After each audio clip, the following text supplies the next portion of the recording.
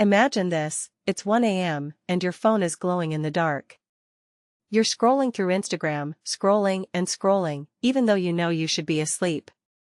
Your heart races as you see a post from a friend, perfect skin, flawless smile, a tropical vacation that feels like it's in another universe. You feel a pang of envy, then guilt for feeling that way.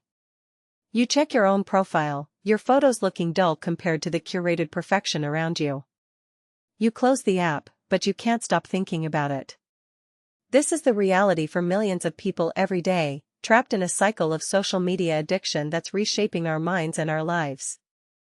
We live in a world where social media is woven into the fabric of daily existence.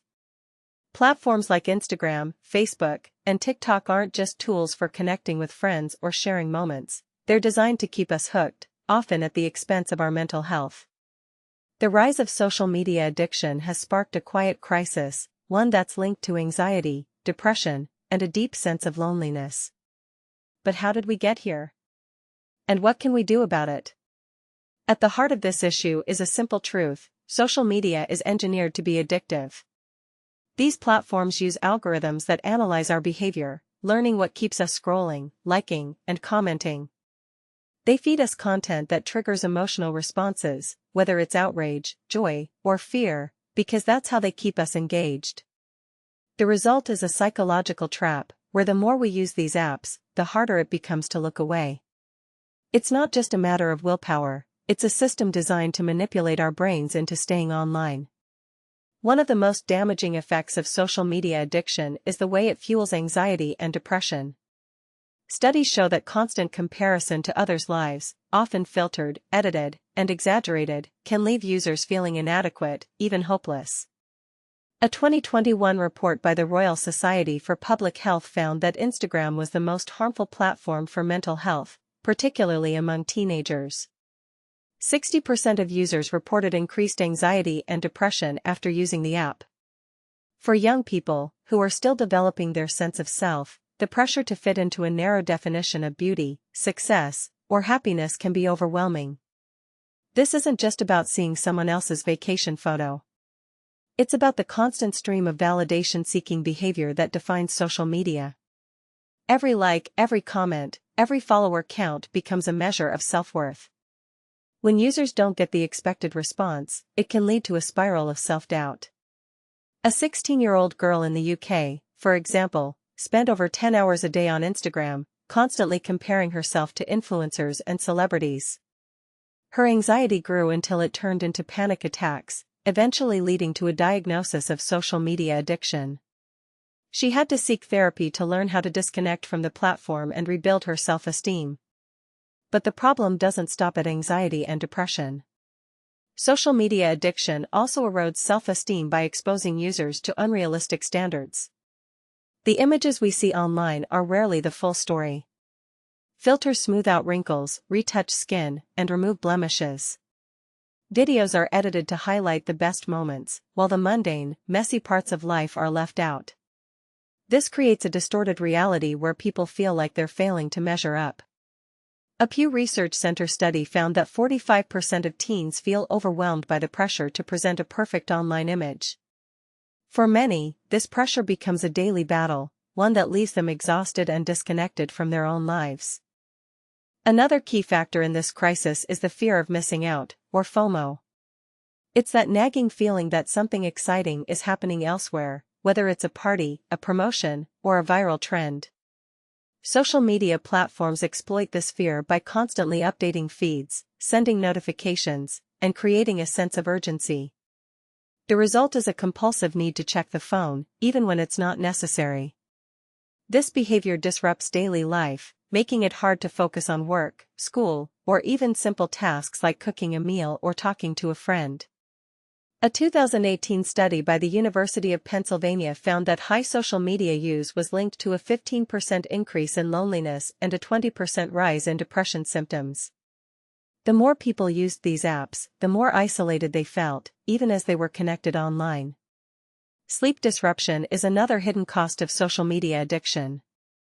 The blue light emitted by screens interferes with the body's production of melatonin, the hormone that regulates sleep.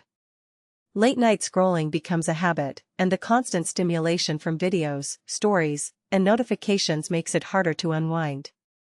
The American Psychological Association reports that 70% of teens who spend more than 3 hours a day on social media experience symptoms of anxiety or depression. For many, this means a cycle of sleep deprivation and emotional distress, with no easy way out. Social media addiction also weakens face-to-face communication skills, creating a paradox where people are more connected online but more isolated in person. The more time people spend on screens, the less they practice real-world interactions, whether it's reading body language, maintaining eye contact, or having meaningful conversations. This can lead to difficulties in forming and maintaining relationships, both personal and professional. For younger generations, who are growing up in a digital-first world, the impact is even more pronounced. They may struggle to navigate social situations without the crutch of a phone, leading to increased feelings of loneliness and disconnection. Cyberbullying and online harassment add another layer of complexity to the mental health crisis. Unlike traditional bullying, which can be confined to school or work, online harassment follows people everywhere. A single hurtful comment or image can be shared instantly, amplified by algorithms that prioritize emotionally charged content. This creates a toxic environment where users feel unsafe, anxious, and powerless. For many, the fear of being judged or attacked online leads to self-censorship, limiting their ability to express themselves freely. The algorithms that drive these platforms are a double-edged sword. While they make it easy to find content we enjoy, they also create echo chambers that reinforce addictive behaviors. If you watch a video that makes you laugh, the algorithm will show you more of the same. If you engage with a post that makes you angry, it will push more of that content your way. Over time, this can lead to a cycle where users are trapped in a loop of emotionally charged content, making it harder to disengage. Instagram's Your Time on Instagram feature, launched in 2018, was one of the first attempts to address this issue. It allowed users to track their screen time and set daily limits, but it also highlighted the platform's awareness of its role in fostering addiction. So what can we do about this? The answer isn't as simple as deleting apps or going offline entirely. Social media has become a vital part of modern life, used for everything from staying in touch with loved ones to finding jobs and building communities. The key is to use it mindfully, with intention and awareness of its impact on our mental health.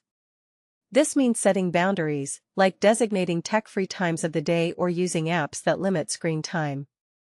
It also means challenging the unrealistic standards we see online, remembering that the lives we're comparing ourselves to are often far from the truth.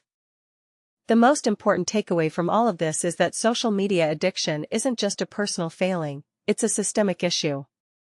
The platforms we use are designed to be addictive, and their algorithms are constantly evolving to keep us hooked. But by understanding how these systems work, we can take steps to reclaim our attention and our mental well-being. It starts with awareness, but it also requires a collective effort from users, creators,